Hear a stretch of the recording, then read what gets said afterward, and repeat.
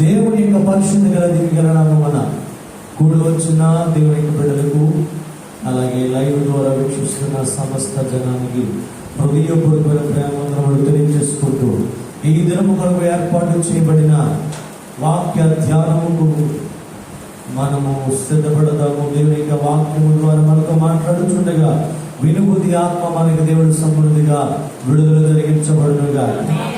2వ కొరింథీయులకు రాసిన పత్రిక 1వ అధ్యాయము 4, 5, 6 వచనాల నుంచి దేవుడు మనతో మాట్లాడుచుండగా నిక్కముగా దేవుడు మనల్ని దర్శించునుగాక. ఆమేన్. స్తోత్రం. హల్లెలూయా.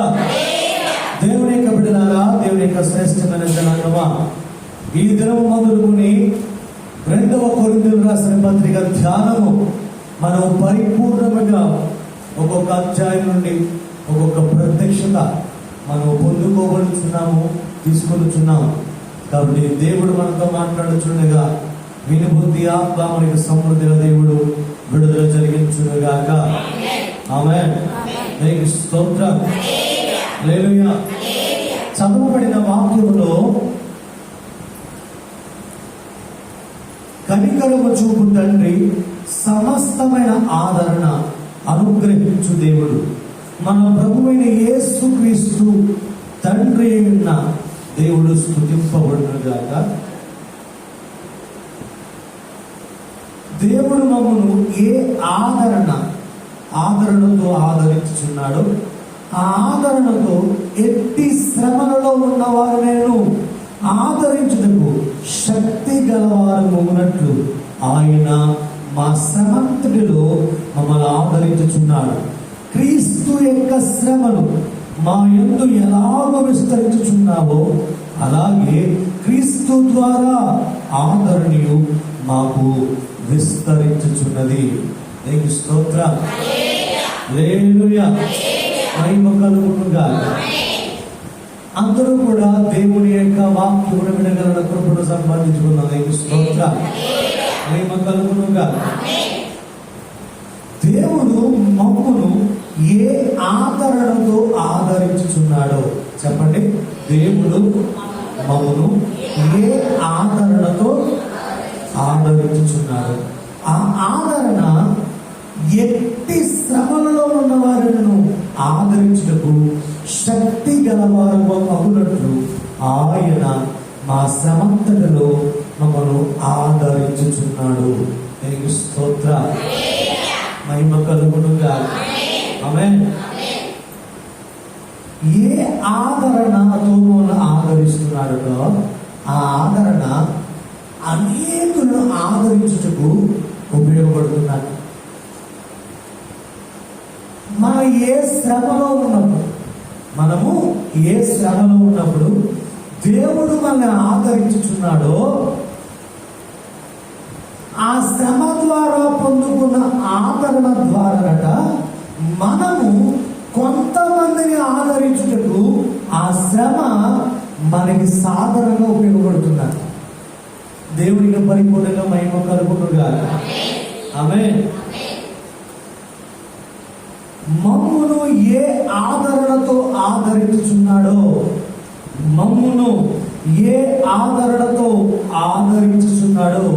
ఆ ఆదరణతో ఎట్టి శ్రమలో ఉన్న వారినైనను ఆదరించుటకు శక్తి గలవారుగా ఉన్నట్లు ఆయన మా శ్రమంతటిలో మమ్మును ఆదరించుచున్నాడు. నీకు స్తోత్రం. మనము ఏ ఆదరించుచున్నాడో ఏ ఆదరణతో మనము ఆయన కృపను పొందుకుంటున్నామో, నెమ్మది పొందుకుంటున్నామో, హృదయంలో ఒక ప్రశాంతతను పొందుకుంటున్నామో, ఇవన్నీ ఎక్కడ పొందుకుంటున్నామంటే ఒక శ్రమలో, చెప్పండి, శ్రమలో ప్రయాణం చేస్తుండగా ఆయన మనల్ని ఆదరిస్తున్నాడు కదా, కంఫర్ట్ గా చూసుకుంటున్నాడు కదా. నీకు హృదయమును ఆ భయంకరమైన వ్యాధులకు వెళుతున్నప్పుడు, ఆ శోధనకు వెళుతున్నప్పుడు దేవుడు నిన్ను విపరీతంగా ప్రేమిస్తూ తన మహత్కార్యములతో తన చేస్తున్న నీ ఎడల చూపుతున్న భీకరమైన కృపతో నీ జీవితంలో ఎదురవుతున్న ఆ పరిస్థితుల ద్వారా నిన్ను ఆదరించి, నిన్ను ధైర్యపరిచి, ఆ ధైర్యపరిచిన ఆ ధైర్యమును బట్టట అనేకులని ఆదరించు వారిగా దేవుడు మనని ఒక పాత్రగా తయారు చేస్తున్నాడు. దేవుని స్తోత్రం, మహిమ కలుగునుగా. ఆదికాండము 50వ అధ్యాయం, ఆదికాండము 50వ అధ్యాయము 18వ వచనము 19వ వచనం చదువుకుందాం. మైక్లో చదవండి. ఆదికాండము 50వ అధ్యాయము 18, 19. మరియు అతని సహోదరులు పోయి అతని ఎదుట సాగిలపడి, ఇదిగో నేను మీకు దాసులమని చెప్పగా యోసేపు భయపడుకుని, నేను దేవుని స్థానమందున్నానా? మీరు నాకు కీడు చేయని ఉద్దేశించితిరి గాని నేటి దినమున జరిగినట్లు అనగా బహు ప్రజలు బ్రతుకున్నట్లుగా అది మేలకే దేవుడు ఉద్దేశించాడు. హల్లెలూయా. యోసేపు పలుకుతున్న మాటలేవి ఎవరు అంటే తన సహోదరులతో, తను ఎంతగానో ప్రేమించుచున్న సహోదరులతో యోసేపు పలుకుతున్న మాటలేవి. యోసేపు జీవన విధానము చూస్తే గనక యోసేపు తన తండ్రి చేత విపరీతంగా ప్రేమించబడుతున్న వ్యక్తి. యోసేపు తన తండ్రి చేత ప్రత్యేకమైన వస్త్రమును కూడా పొందుకున్న వ్యక్తి. ఆ ఇంటిలో ఒక ప్రత్యేకమైన ప్రేమతో యోసేపు ఎదుగుచున్నాడు. ఎవరు ఎదుటంటే అన్నదమ్ములు ఎదుట, తల్లిదండ్రులు ఎదుట, బంధువులు ఎదుట ఎదుగుచున్నాడు. ఎవరు ప్రేమను పొందుకుని అంటే తన తండ్రి యొక్క ప్రేమను పొందుకుని ఎదుగుతున్నాడు. ఈ ఎదుగుతున్న ఈ స్థితిని చూస్తున్న తన తోటి యొక్క సహోదరుడు యోసేపు మీద పగపట్టి, ఏంటంట యోసేపు మీద పగపట్టి గోతిలో ఎంటేసే ప్రయత్నం చేసినప్పుడు అక్కడున్న తోటి సహోదరులు వీడిని చంపేస్తే మనకేం వస్తుంది కాబట్టి అమ్మేస్తే కాస్త రోకలన్నా వస్తాయి, కాస్త ధనమన్నా వస్తుందని అమ్మేయగా తన బానిసగా ఒక దేశానికి కొనిపోబడ్డాడు. ఇప్పుడు మీ అందరి ఎదుట పెడుతున్న మాట, యోసేపు పొందుకున్న శ్రమలు తన స్వయముగా చేసుకున్న పాపం వల్ల కానీ, అవిధేయత వల్ల కానీ, స్త్రీలతో చేసిన పాపం వల్ల కానీ, తల్లిదండ్రుల ఎదుట అవిధేయతల వల్ల కానీ, అన్నదమ్ముల ఎదుట కోపముతో ఐశ్వర్యంతో బ్రతికిన విధానమును బట్టి ఏ కారణము చేతను యోసేపు జీవితంలో ఒక్క శ్రమైనా అనుమతించబడ్డదా? లేదు కదా. యోసేపు జీవితము గమనిస్తే తండ్రికి విధేయుడు, అన్నదమ్ములకి విధేయుడు, అన్నదమ్ములని, తల్లిదండ్రులని, బంధువులని, స్నేహితులని క్రీస్తు ప్రేమ చేత పరిపూర్ణంగా ప్రేమించుచున్న వ్యక్తి.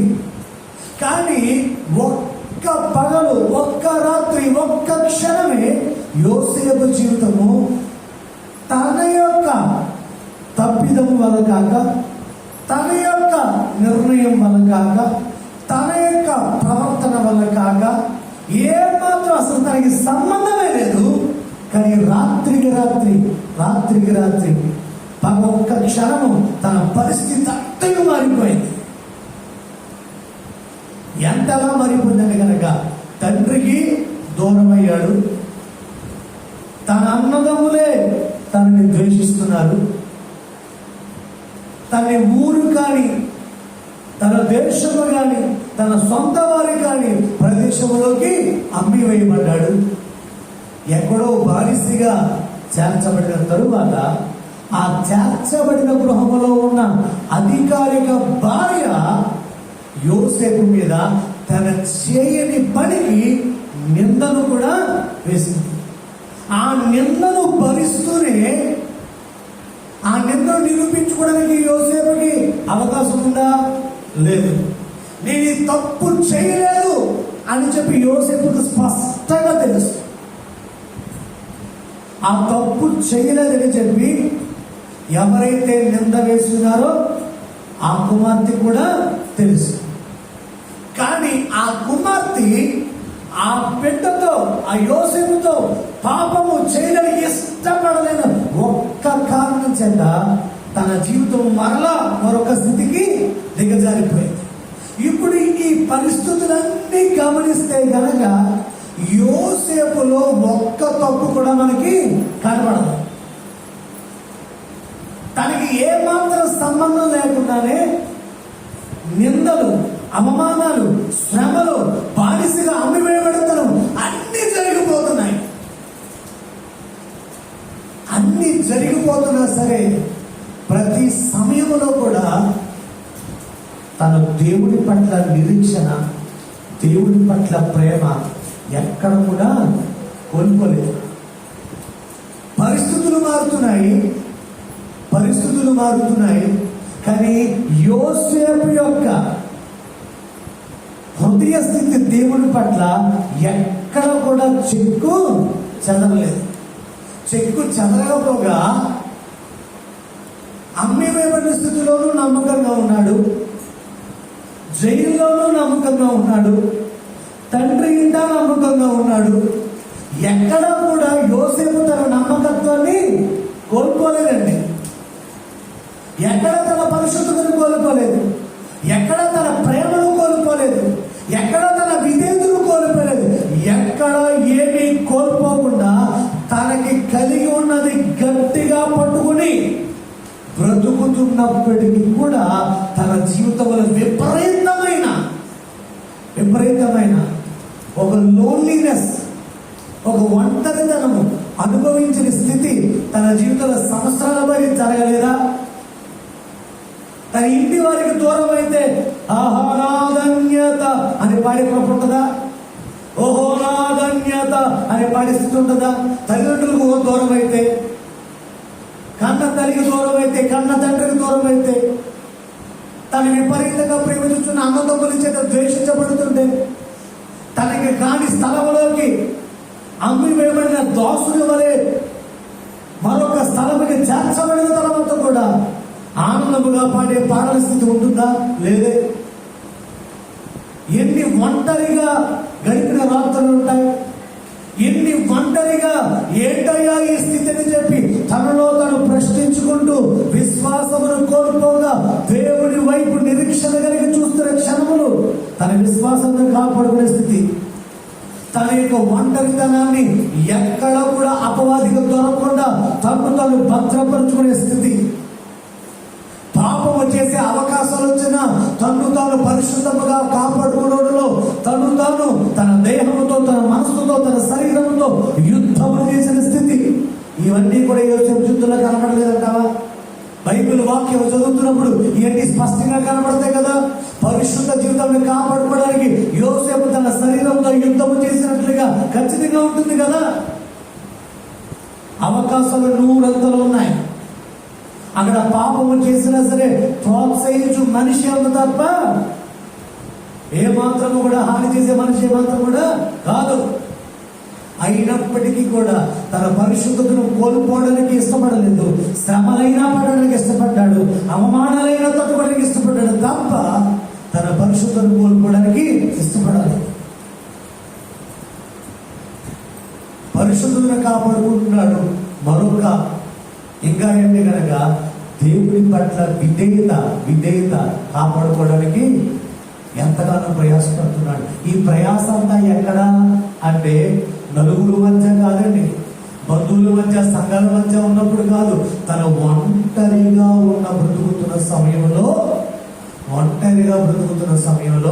తన పరిశుద్ధతను కాపాడుకుంటున్నాడు, తన విధేయతను కాపాడుకుంటున్నాడు, తన భక్తిని కాపాడుకుంటున్నాడు, తన ప్రార్థన జీవితాన్ని కాపాడుకుంటున్నాడు.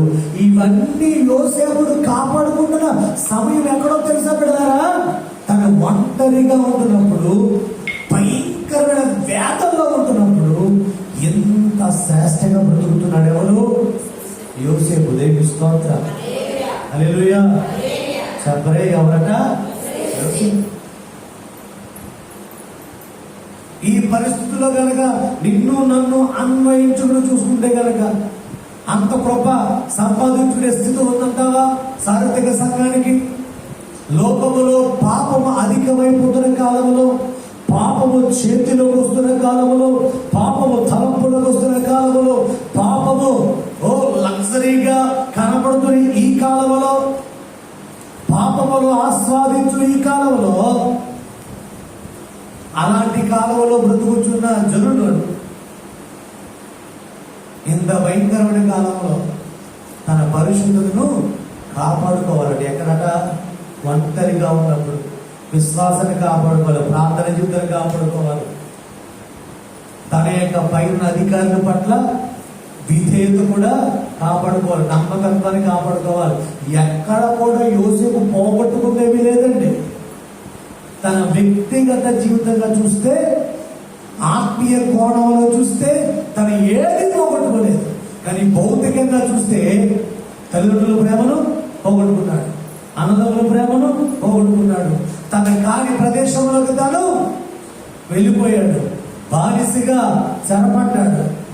ఎంత బ్రతుకుతున్న సమయంలో తన కలిగి ఉన్న ఒక కృప ఏంటంటే కనుక, ఇదిగో ఆ నిందలు, అవమానాలు, ఆ భయంకరమైన శోధనలు కూడా ప్రయాణం చేసి ఒక గమ్యానికి చేరాడు కదా. ఎవరు? యోసేపు. చెప్పండి, ఎవరడా? ఆ యోసేపు గమ్యముకు చేరిన తర్వాత పలుకుతున్న మాట మీద అతని సహోదరులపై అతని ఎదురు సాగిలపడి, ఇదిగో మేము నీకు దాసులమని చెప్పగా, యోసేపు భయపడుకుని, నేను దేవుని స్థానమున్నానా?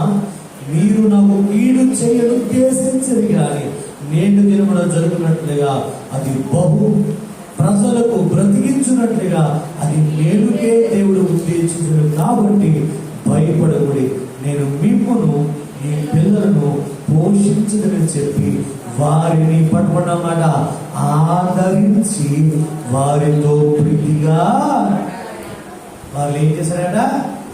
ఆదరించి ప్రీతిగా మాట్లాడాడు. మన మూలవాక్యం ఏంటంట? క్రీస్తు మనల్ని ఏ వాక్యము ద్వారా, ఏ శ్రమలలో ఆదరించుచున్నాడో ఆ పొందుకున్న ఆదరణ ద్వారానే మరొక బిడ్డలని మనము ఆదరించగలుగుతాం. దేవుని స్తోత్రం, హల్లెలూయా, మహిమ కలుగును గాక.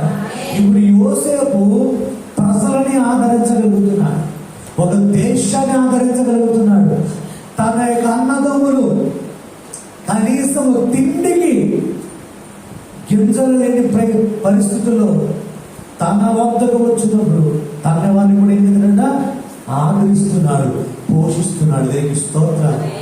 ఇంత స్థితి ఎలా కలిగింది అంటే శ్రమ గుండా ప్రయాణం చేశాడు కదా.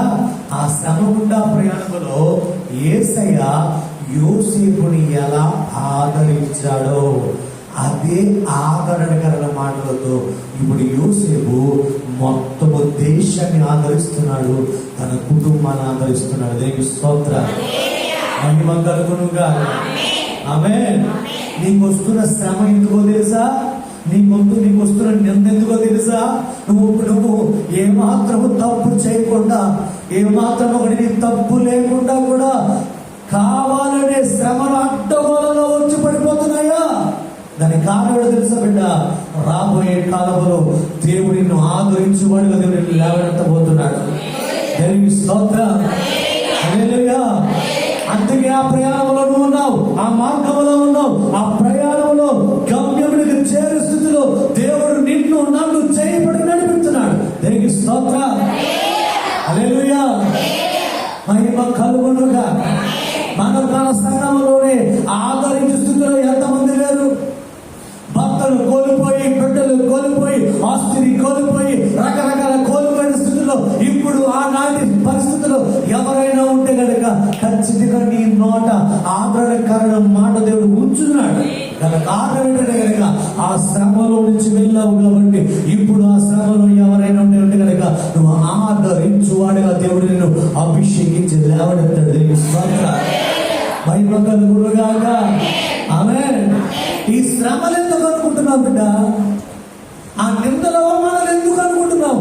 ఇప్పటికే ఈ దేవుడి కృపలో, ఈ ఎలియోన్ మినిస్ట్రీస్ లో మీరు చేర్చబడిన క్షణము నుండి మీ జీవితంలో అనేక శ్రమలు దాటి వచ్చి ఉన్నారు. గల కారణం ఏంటో తెలుసా? శ్రమలో మిమ్మల్ని దాటించాడు. అక్కడే వదిలేదు కదా, అక్కడే విడిచిపెట్టలేదు కదా. నీ చావని చెప్పి దేవుడిని విడిచిపెట్టలేదు కదా, నిన్ను దాటించాడు. గల కారణం తెలుసా? అలాంటి శ్రమలే మరలా ఎవరికైనా కలిగితే ఆదరణ కలిగించు అభిషేకము నీకు విడుదల చేయాలని దేవుడు స్వయంగా తానే నీ చేపట్టుకుని ఆ శ్రమలో నడిపెడుతున్నాడు. దేవుని స్తోత్రం. హల్లెలూయా. మహిమ కలుగునుగా. కాపరి నడిపిద్దరట, పచ్చిక బయలు ఉంటాయి, మధ్యలో ఏముంటదట, గాఢాంధకారం కూడా ఉంటుంది. అది దాటిన తర్వాత గిన్నె నిండా అభిషేకము, శత్రువులు ఎదుట భోజనం. శత్రువులు ఎదుట భోజనం కావాలన్నా, గిన్నె నిండా అభిషేకం రావాలన్నా, కృపాక్షములు నీ వెంట రావాలన్నా వయా ఏంటట, గాఢాంధకారం. ముందు పచ్చిక బయలే, ముందు ఆహ్లాదకరమైన జీవితమే.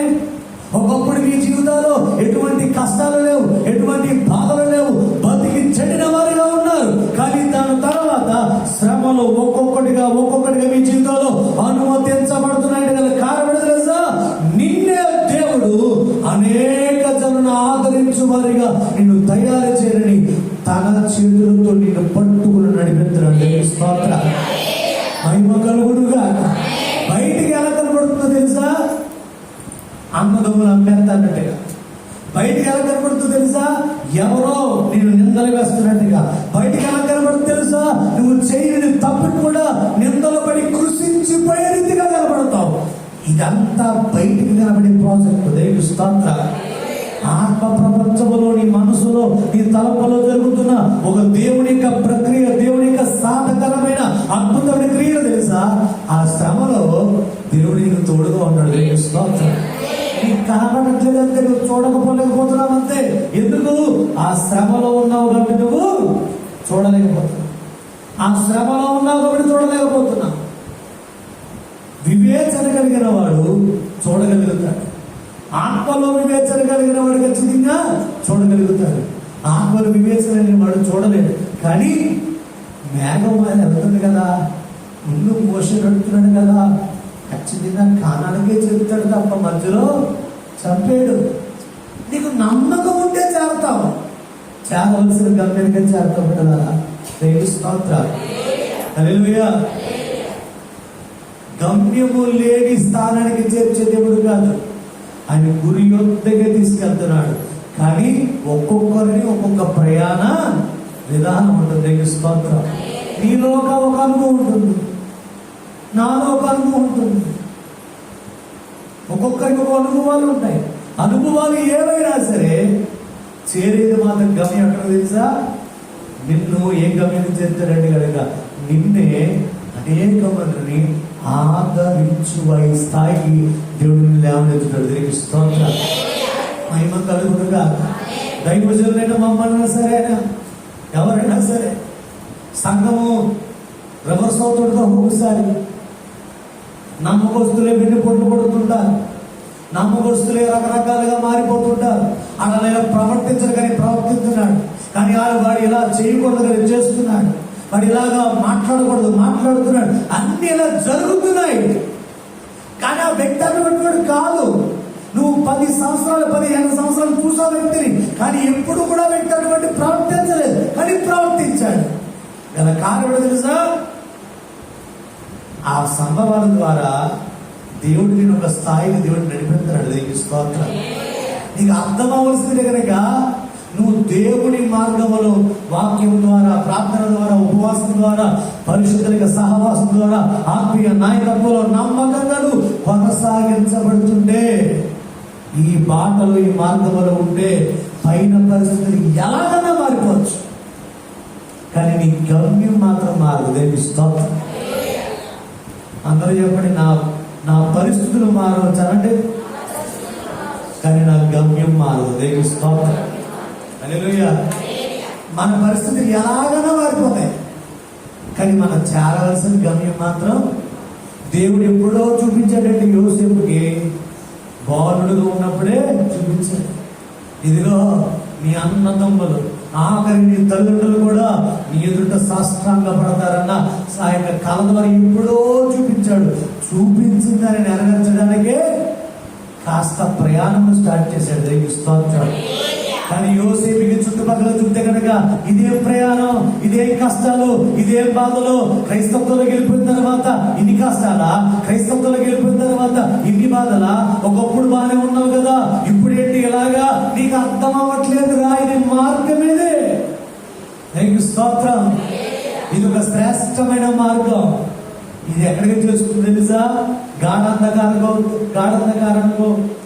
అగ్ని ఆరులో, పురుగు చావులు అలాంటి స్థలంలో కాదు, దేవుడు అలాంటి నిర్ణయించిన స్థలానికి చేరుస్తుంది. దేవునికి స్తోత్రం. మహిమ కలుగును గాక. కృపగల ఆత్మ దేవుడు మనకు తోడై ఉండునుగా. ఆమేన్. మరొక వ్యక్తిని చూపిస్తాను చూడండి. అపోస్తల కార్యం 7వ అధ్యాయము 19వ వచనం. అపోస్తల కార్యం 7వ అధ్యాయము 19వ వచనం. తమ శిష్యులు బ్రతుకకుండా వారిని బయట పారివేయవలనని. అపోస్తల కార్యం 7వ అధ్యాయం 29-30. 40 ఏళ్ల అయిన పిమ్మట సీనాయి పర్వత అరణ్యమందు ఒక పదులోని అగ్నిజ్వాలలో ఒక దేవదూత అతనికి కనబడింది. మోషే చూచి ఆ దర్శనముకు ఆశ్చర్యపడి దాన్ని నిదానించి చూచుటకు దగ్గరకు రాగా, నేను నీ పితరుల దేవుడను, అబ్రహాము, ఇస్సాకు, యాకోబుల దేవుడనని ప్రభువు వాక్కు వినబడను గనుక మోషే వనికి నిదానించి చూచుటకు తెగింపలేదు. సీనాయి పర్వతం అనండి. సీనాయి పర్వతం వద్దకి ఎవరు వచ్చారు? మోషే. ఆ సీనాయి పర్వతం వద్దకి దేవుని యొక్క ప్రణాళిక స్టార్ట్ చేయడం మునుపు 40 సంవత్సరాలు, అంటే ఎన్ని సంవత్సరాలు చెప్పాలి? 40 సంవత్సరాలు తన కాని దేశంలో ఎక్కడో ఒక వ్యక్తి దగ్గర గొర్రెల కాపరిగా బయలుదేరుతాడు. అసలు తను పుట్టింది ఎక్కడ, పెరిగింది ఎక్కడ? పుట్టింది ఐగుప్తులో పుట్టాడు. ఎవరికి? హెబ్రీ కుమార్తెకి జన్మించాడు. కానీ ఎవరి దగ్గర పెరిగాడు? ఐగుప్తు రాణి ఇంటిలో రాజకుమారుడిగా పెరిగాడు. ఎన్ని సంవత్సరాలు? ఇంచుమించు 40 సంవత్సరాలు. 40 సంవత్సరాల రాజరికంలో బ్రతికిన యోసేపు ఒక్క చిన్న కార్యం వల్ల భయపడిపోయాడు. ఆ దేశం నుండి పారిపోయాడు. పారిపోయిన తర్వాత 40 సంవత్సరాల పాటు, ఎన్ని సంవత్సరాలు? గొర్రెలు కారుతుంటే కనుక ఆ గొర్రెలు కారుతున్న సమయంలో నేనేంటి, రాజకుమారుడిగా పెరిగాను కదా, ఇలా వచ్చి ఇక్కడ గొర్రెలు కారుతున్నానేంటి? నా పైన ఒకడు నాయకుడుగా ఉన్నాడా? మొన్నటి వరకు నేను చెప్తే అనేకులు పని చేశారు కదా, నేను చూపు చూస్తే అందరూ కూడా సాగిలు పడ్డారు కదా, ఓ యువరాజు గారికి ప్రణామం చెప్పి అనేకులు వచ్చారు కదా. ఇప్పుడేమో ఎవరో ఒక వ్యక్తి నాకు గొర్రెలు ఇస్తున్నాడు, ఎవరో ఒక వ్యక్తి నాకు గొర్రెలు ఇస్తుండే కనుక ఆ గొర్రెలు కాస్తున్నాను, అతడే నాకు ఆహారం పెడుతున్నాడు, అతడే నాకు నీళ్ళు ఇస్తున్నాడు. నా బ్రతుకంతా కూడా ఒక్కసారి ఎలా మారిపోయిందంటే, రాజకుమారుడు ఉన్న స్థాయిలో ఉన్న వ్యక్తులు నన్ను ఇప్పుడు గొర్రెల కాపరిగా మారిపోయింది. నీ బతుకు ఎలా ఉంటుంది, ఎలా మారిపోయాను? రాజకుమారుడుగా ఉండవలసిన నేను ఈ 40 సంవత్సరాల పాటు గొర్రెలు కాచుకోవడమా, ఇదేంటి స్థితి అని చెప్పి 40 సంవత్సరాల పాటు యోసేపు తను తాను గురించి ఆలోచించుకుంటూ బాధపడే క్షణం ఉండమంటారా? ఉంటాయి కదా. తను పుట్టింది, తను ఎరిగిన, కళ్ళు తెరిచి ఊహలు ఎరిగిన తర్వాత తనకు తెలిసింది ఎవరంటే కనుక ఆ రాజు యొక్క రాణి తప్ప రాణి తన యొక్క తల్లిగా తెలుసు. ఆ స్థితిలో ఉన్న వ్యక్తి ఒక్కసారి పరిస్థితులు రూపురేఖలు మారిపోతే 40 సంవత్సరాలు గొర్రెలు కాచుంటే కనుక ఆహా ఎంత మంచిదని అనుకునే స్థితి ఉంటుందండి. 40 సంవత్సరాలు కుమిలిపోయి ఉంటాడా? ఖచ్చితంగా బాధపడుతుంటాడు కదా. నా స్థితి ఇది కాదు కదా, నా ప్రణాళిక ఇది కాదు కదా, ఏంటి నా బతుకేంటి, ఎలాగో ప్రయాణం అవుతుంది. నా తల్లి ఆల్రెడీ చెప్పింది, నేను విమోచకుడిగా ఉంటామని, నన్ను విమోచకుడిగా తయారు చేస్తామని చెప్పి కొన్ని సంవత్సరాలు బట్టి నా తల్లి ప్రార్థన చేసింది. నా యొక్క జరుడు యొక్క బాధను చూసినప్పుడు నా హృదయంలో మండింది. రాజకుమారుడుగా ఎదిగాను, బ్రతికాను. నా హృదయంలో ఒక మంట ఉంది. నన్ను కన్న నా తల్లి ఇప్పటికైనా నువ్వు విమోచకుడిగా మారుతావని నాకు అనేకసార్లు ప్రార్థన చేసింది. విమోచకుడిగా లేను, ఒక దైవజనుడిగా లేను, ఒక ఉన్నతమైన స్థాయిలో లేను, రాజకుమారుడుగా లేను. ఇప్పుడు ఎలా ఉన్నానంటే కనుక ఒక గొర్రెల కాపరిగా మారిపోయింది. ఏంటి నా బతుకని చెప్పి హృదయంలో బాధపడే స్థితి ఉండదంటారా? ఖచ్చితంగా ఉంటుంది కదా. బాధ ఎవరికి ఉండదు? ఒక సబ్జెక్ట్ ఫెయిల్ అయిపోతేనే కుమ్ములు పడేసి చేస్తున్నారు కదా ఇప్పుడు జనాలు. 34 వచ్చాకపోతే కనుక ఇంకా అక్కడతో నా జీవితం సరి, ఇంకా నా వల్ల కాదని చెప్పి, బరువు పోయిందని చెప్పి చాలా మంది అనేకులు యవనస్తులు చనిపోతున్నారు కదా. ఒక్క మార్పు తేడా వచ్చిందనే చనిపోతున్నారు కదా. ఇక్కడ బ్రతుకులే రివర్స్ అయిపోతున్నా సరే చనిపోవాలన్న ఆలోచన. ఏంటి నా బతుకున ఆలోచన? ఒక్క క్షణం కూడా మోషిగా వచ్చుంటుంది అంటారా?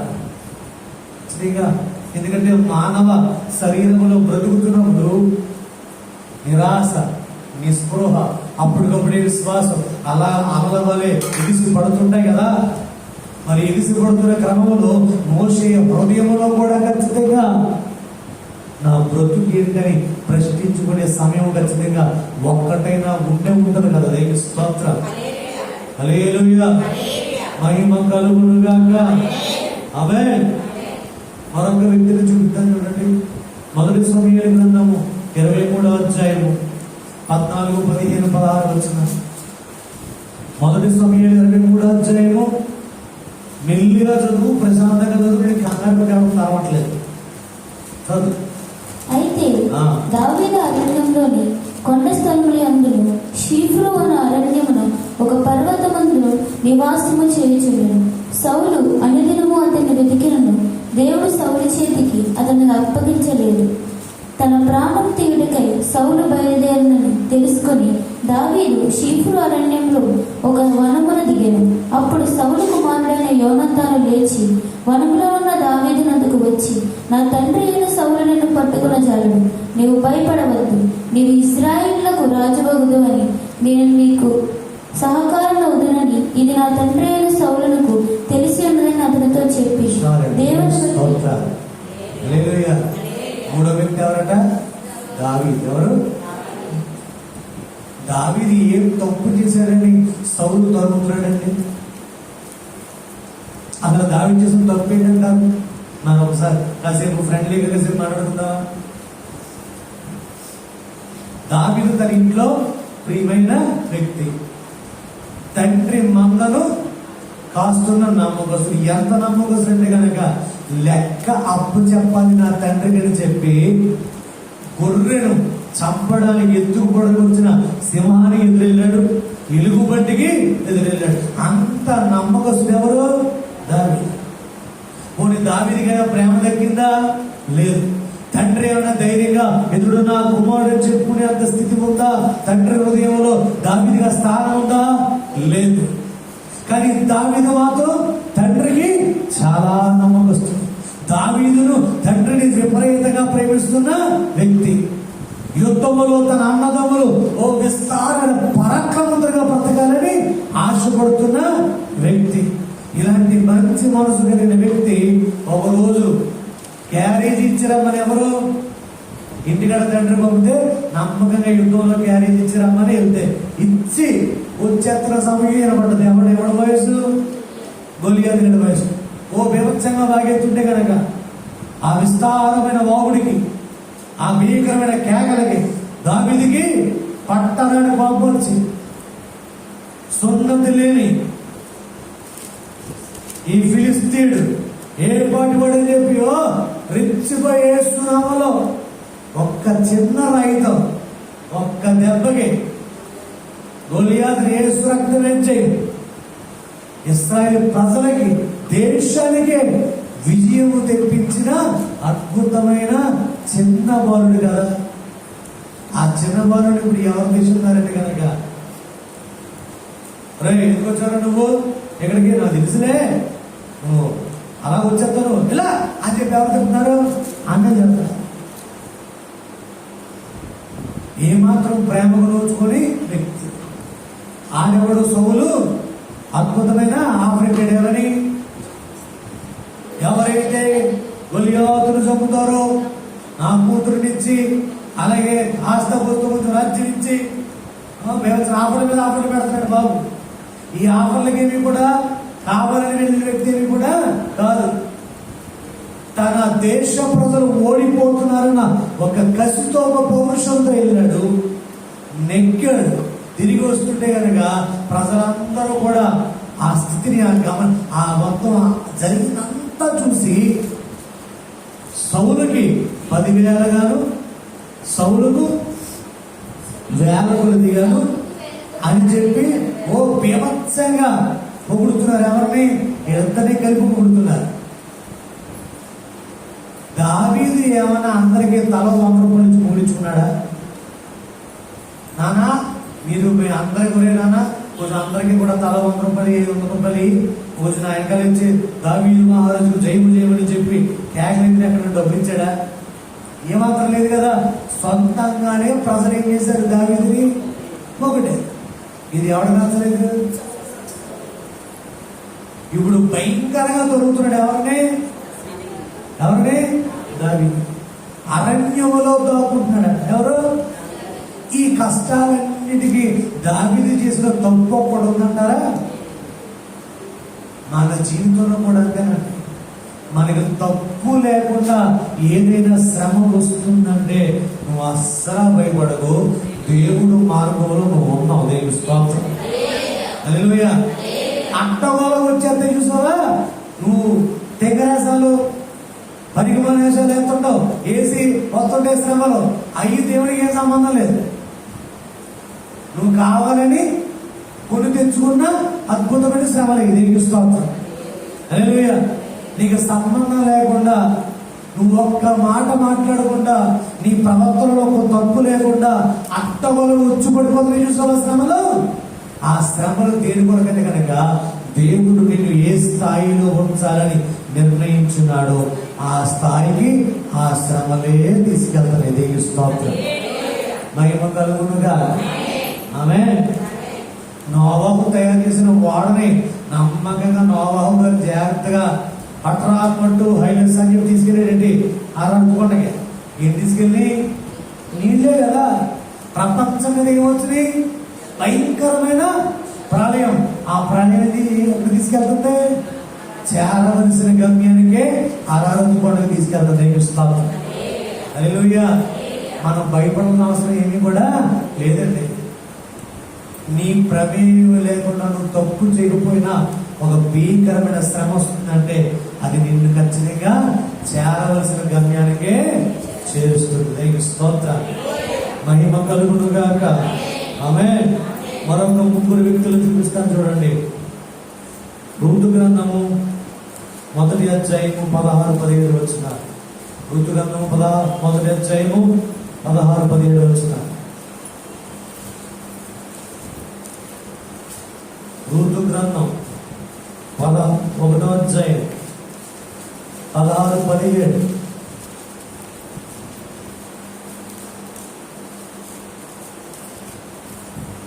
అందుకు రూతు, నా వెంబడి రావద్దని, నన్ను విడిచిపెట్టమని నన్ను బతుకుకొనవద్దు. నీవు వెళ్ళి చోటికి నేను వచ్చేదను, నీవు నివసించే చోటనే నేను నివసించదను. నీ జనమే నా జనము, నీ దేవుడే నా దేవుడు. నీవు మృతి పొందిన చోటను నేను మృతి పొందినను, అక్కడనే పాత పెట్టబడదని. ఎవరో ఈ బిడ్డ చెప్పాలి. రూతుకి తన జీవితంలో అనుమతించబడిన శ్రమకి రూతుకి అయిన సంబంధం ఉందా? రొట్టెల గృహంలో ఉండవలసిన బిడ్డ ఎవరు? నయోమి. నమ్మకంగా అక్కడ ఉండడం మానేసి పనిగట్టుకుని వెళ్ళింది ఎక్కడికి? మోయాబుకి వెళ్ళింది. అక్కడ 2 బిడ్డల్ని వివాహం చేయడానికి ఇద్దరు బిడ్డల్ని చూశారు. ఇప్పుడు అక్కడున్న కాలంలో ఇద్దరు కుమారులు కూడా చనిపోయారు. భర్త చనిపోవుట రూతు ముందుగానే ప్లాన్ చేసుకుంటుందంటావా? లేదు కదా. తన జీవితంలో అనుమతించబడిన శ్రమ రూతు ప్లాన్ చేసుకుందా? కాదు కదా. ఆటోమేటిక్ గా తనకి సంబంధం లేకుండా అనుమతించబడిందే కదా. ఎవరి వల్ల? తింగర నిర్ణయం చేసి ఉండవలసిన చోట ఉండకుండా నమ్మకంగా ఉండలేని చోటకు వచ్చి తన బిడ్డలకి వివాహం చేసి సర్వనాశనం తెచ్చుకుంది ఎవరు? నయోమి కదా. ఇప్పుడు నయోమి చేసిన తప్పు వల్ల ఇప్పుడు ఎవరి జీవితం నాశనం అయిపోయింది? అవునా కదా. ఇప్పుడు రూతు పరిస్థితి ఎలా మారిందంటే కనుక తన యొక్క జనాంగాన్ని విడిచిపెట్టి వచ్చేసింది. కొన్ని నయోమి అయినా సొంత దేశస్తురాలా? కాదు, వేరే దేశపు కుమార్తె. ఆ కుమార్తె యొక్క బిడ్డను చేసుకుంది. భర్త చనిపోయాడు. ఇప్పుడు ఎలాగంటే కనుక అత్తగారు నమ్మకంగా బిడ్డ నువ్వు వెళ్ళిపోవంటే పెద్ద కుమార్తె వెళ్ళిపోయింది, చిన్న కుమార్తె మాత్రం ఎలాగా నీ దేశమే, నీ జనమే, నీ దేవుడే అని చెప్పి నిబంధన చేసుకుంది కదా. ఇప్పుడు ఇంత నిబంధన చేసుకుని మరలా రొట్టెల గృహానికి వచ్చిన తర్వాత ఇప్పుడు కుటుంబాన్ని పోషించే బాధ్యత ఎవరు తీసుకున్నారు? నువ్వే కదా. ఎక్కడికి వెళ్ళింది?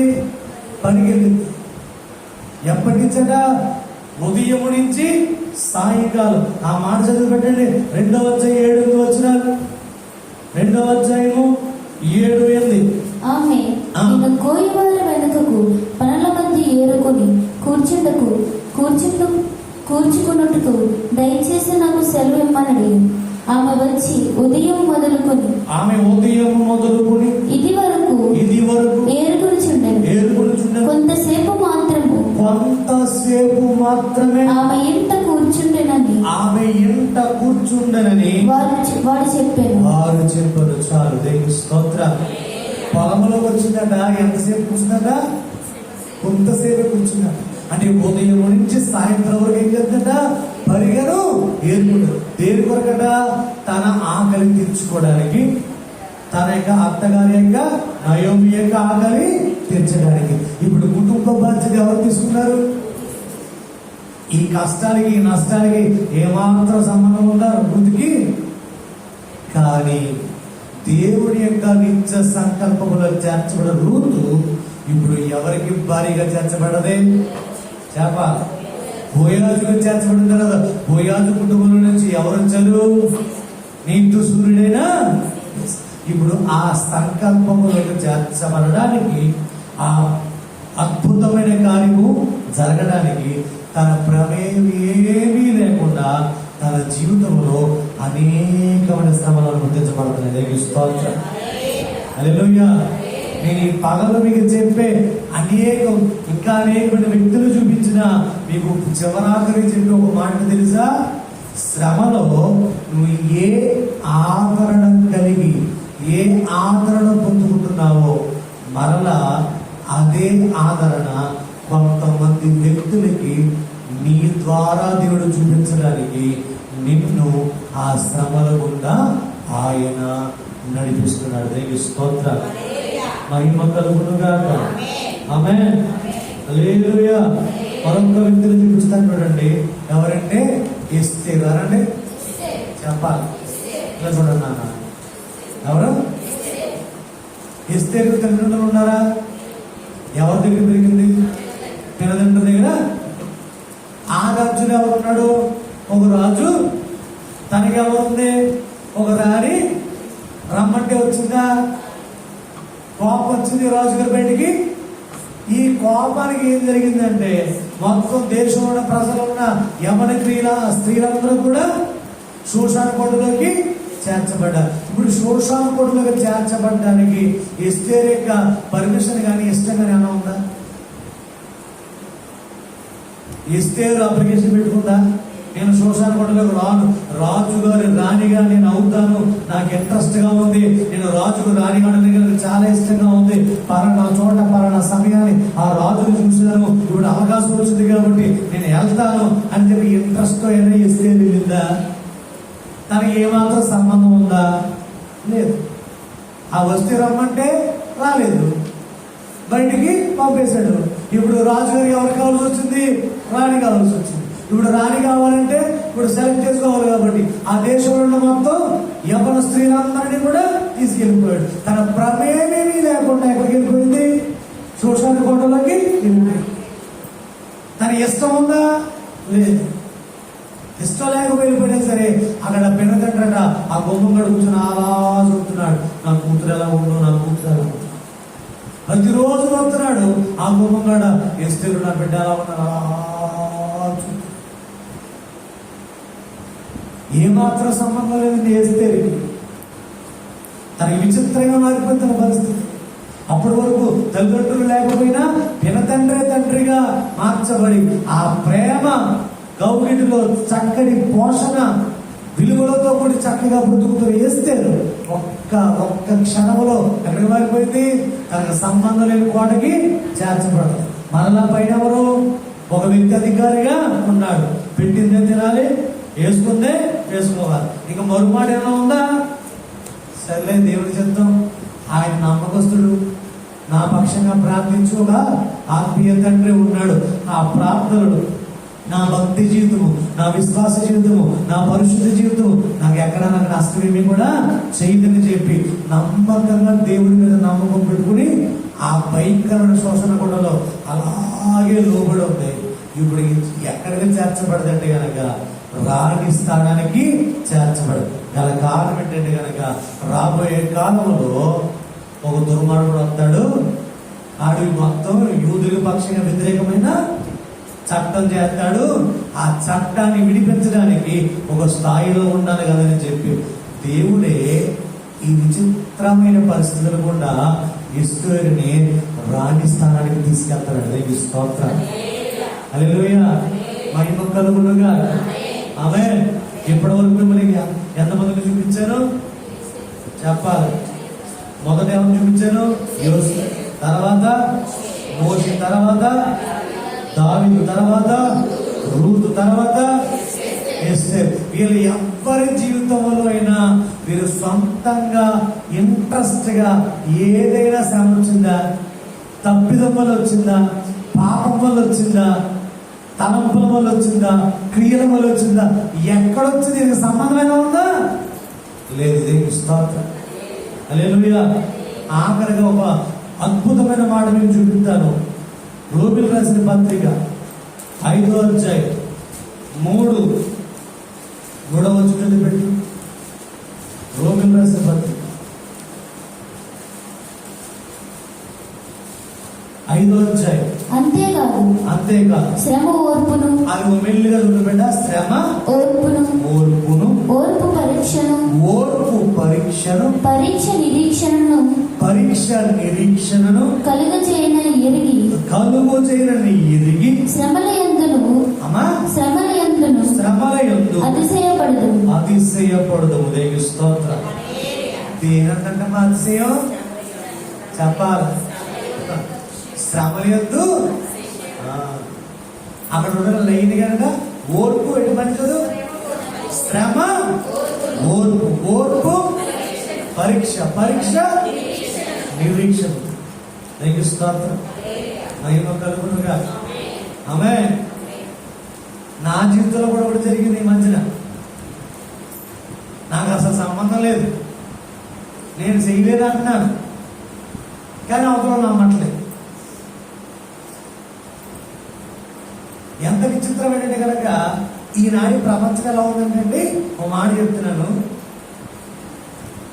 ఆత్మను పొందుకున్న, రక్షణ పొందుకున్న, ప్రభుత్వాలలో చేతులు పెట్టుతున్న, క్రీస్తు యొక్క రక్తములో కడగబడిన, ఆత్మ నడిపింపులో ఉన్న వీళ్ళ మాట మీద కానీ వీళ్ళ ప్రవర్తన మీద కానీ నమ్మకున్నట్లేదు ఈనాటి జనాలకి. దేని మీద నమ్మకం తెలుసా? ఈ లోకంలో జనులు దేవుడిచ్చిన జ్ఞానం తయారు చేసిన టెక్నాలజీ మీద నమ్మకం ఎక్కువైపోయింది. దేని మీదకి? టెక్నాలజీ మీద నమ్మకం ఉంది కానీ మనుషుల మీద నమ్మకం లేదండి. నువ్వు అబద్ధం చెప్తావు, టెక్నాలజీ మాత్రం అబద్ధం చెప్తావు. మరి ఆ టెక్నాలజీని తయారు చేసింది ఎవడు? మనిషే. ఎంత మిషన్ అన్నా సరే చిన్న రాంగ్ కమాండ్ ఇస్తే కనుక తప్పుగా పనిచేయదా? పోనీ ఇంకో పక్కనట్టు నువ్వు సరైన కమాండ్ ఇచ్చావు, అది తీసుకోవడానికి fraction of seconds, nano seconds late అయితే కనుక అది వ్యతిరేకంగా పనిచేసే అవకాశం ఉంటుందా ఉండదా? ఆ మాత్రం పొరలు పనిచేయట్లేదు ఇప్పుడు జనాలకి. నేను అప్పుడే వారం రోజులు పడి నొత్తుకుంటాను, నేను చేయలేదురా బాబు అంటున్నాను. అది ఒక కథ చూసుకో, ఇదిగో ఇది ఎలా పనిచేస్తుంది కదా. సాఫ్ట్వేర్ కేవలం నీకొక్కడికి వ్యతిరేకంగా పనిచేస్తుందా? మిగతా వాళ్ళందరికీ బాగానే పనిచేస్తుంది కదా, నాకు అలాగా పనిచేస్తుంది, నీ బాధగా పనిచేస్తుంది, కానీ నువ్వు మాత్రం అలా చెప్తున్నావు. ఏంటిది అంటున్నా? ఏం చెప్పాలా? నిరూపించడానికి ఏమో అవకాశం లేదు. అలా అనుకున్నది ఒకటి, ఇక్కడ జరిగింది ఒకటి. నేను చెప్తున్నాను, నువ్వు అన్నదే జరిగిందమ్మా, కానీ విచిత్రంగా జరిగిందంటుంటే కనుక నమ్మట్లేదు. నేను వారం రోజులు పురుగు చచ్చిపోతున్నా. టెక్నాలజీ మీద ఉన్న నమ్మకం అండి తోటి మనుషుల మీద, ప్రవర్తన మీద, ఆత్మ నడిపింపు మీద. అయ్యో మేమందరం ఆత్మవిశ్వాసులు కదా, ఒకే బండలో ఉన్నాం, ఒకే మేఘంలో ఉన్నాం, ఒకే పానీయంలో ఉన్నాం, ఒకే ఆహారం తింటున్నాం, పోలే ఈసారి అబద్ధం చెప్పి పోలే నమ్ముదాం. ఆగలేదు. టెక్నాలజీ టెక్నాలజీ టెక్నాలజీ మీద ఉన్న నమ్మకం అండి తోటి సేవకుడి మీద, తోటి సేవకురాల మీద, తోటి విశ్వాసం మీద, తోటి యొక్క తండ్రి మీద, కొడుకు మీద, బంధువులు ఎవరు లేదు. ఎవరైనా చూడండి, ఏ రాత్రంలో వచ్చినా, ఏ గొడవ వచ్చినా దానికి ఏదో ఒక మూల కారణం ఖచ్చితంగా ఏది ఉంటుందంటే టెక్నాలజీ ఉంటుంది. దేవుని హల్లెలూయా. ఏమి ఇంట్లో లేవా గొడవలు? టెక్నాలజీ గొడవలు. ఫోన్ చూడొద్దంటే చదువుతున్నారని, ఫోన్ మాట్లాడొద్దంటే మాట్లాడుతున్నారని.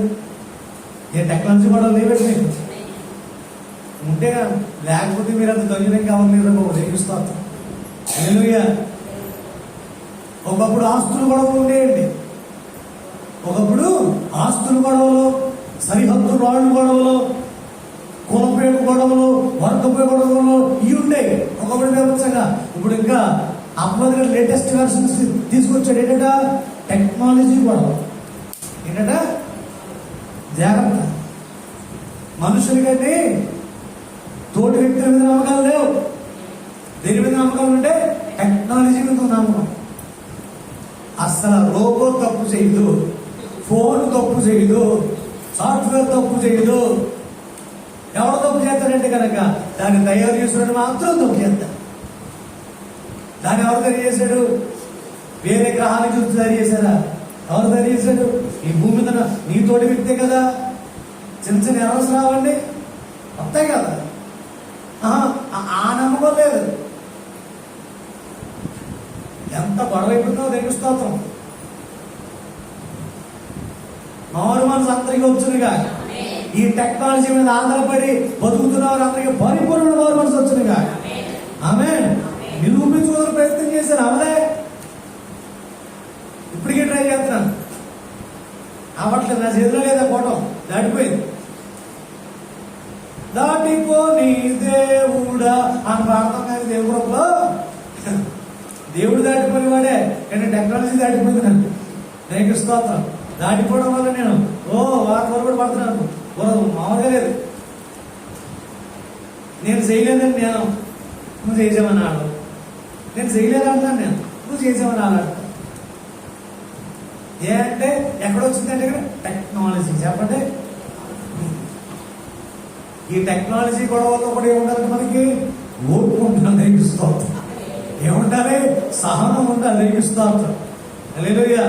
ఇక గత్యంతరం వెళ్ళాక మోకరించి ప్రార్థన చేస్తున్నాను, అయ్యా ఈ టెక్నాలజీ నన్ను మోసం చేసి ఒక వ్యక్తికి నాకు సమాధానం లేకుండా చేస్తుందయ్యా, ఇక నువ్వే నిరూపించుకున్నావని ప్రార్థన చేయడం మొదలెట్టాను. ఇంక అంతే, ఇక నాకు అంతకన్నా దిక్కులేదు. నాకు అలా మారిపోయిందండి కాలం. దేవునికి పరిపూర్ణ మహిమ కలుగునుగా. ఆమేన్. నేను ముగింపుకు వచ్చిన టెక్నాలజీ గొడవలు అయినా, సరిహద్దుల గొడవలైనా, మానసిక సంబంధం గొడవలైనా, ఏ సంబంధం గొడవలైనా నీ తప్పు లేకుండా ఏదైనా ఒక నింద అవమానం వచ్చిందంటే నువ్వు భయపడకు. గల కారణం ఏంటంటే రేపొద్దున ఎవరినో ఆదరించడానికే ఈ ఓటం జరిగింది. దేవుని స్తోత్రం. హల్లెలూయా. ఈ వాక్యం ధ్యానించినప్పుడు దేవుడు నాతో మాట్లాడిన మాట, ఈ టెక్నాలజీ గొడవ కూడా నన్ను సిద్ధపరుస్తుంది. దేవుని స్తోత్రం. దేనికంటే ఎప్పుడో ఎవరికో ఏదో గాయం అవ్వబోతుంది, ఆయన ఆదరించడానికి దేవుడు ముందుగా నన్ను సిద్ధపడుతున్నాడు. దేవుని స్తోత్రం. మహిమ కలుగునుగా. ఆమేన్. హల్లెలూయా. కాబట్టి దేవుడు పిల్లలారా, మనం భక్తి జీవితంలో సరిగ్గా ఉన్నప్పుడు శ్రమలు వచ్చినా మనం ఏమాత్రము భయపడవద్దు. మన మార్గం సరిగ్గా ఉంటే చాలు. వాక్య నడిపింపు, ప్రార్థన నడిపింపు, ఉపవాస జీవితం, వైరాగ్యం, ఆత్మ నడిపింపు, దైవజన నడిపింపు, ఆత్మీయ నాయకత్వంలో నమ్మకంగా ఉండడం, ఇలాంటి మార్గాల్లో చక్కగా ఉండి యోసేపులాగా ప్రయాసపడితే, రూతాలాగా ప్రయాసపడితే, ఎస్తేరు వలె ప్రయాసపడితే నీ ప్రయాస చూస్తున్న దేవుడు నువ్వు చేరవలసిన గమ్యానికే ఖచ్చితంగా చేస్తాడు. అట్టి కృప యేసు నామములో మనందరికీ దేవుడు సమృద్ధిగా విడుదల చేయనుగాక. తలలో ఉంచుకున్నాము, ప్రార్థన చేసుకున్నాము.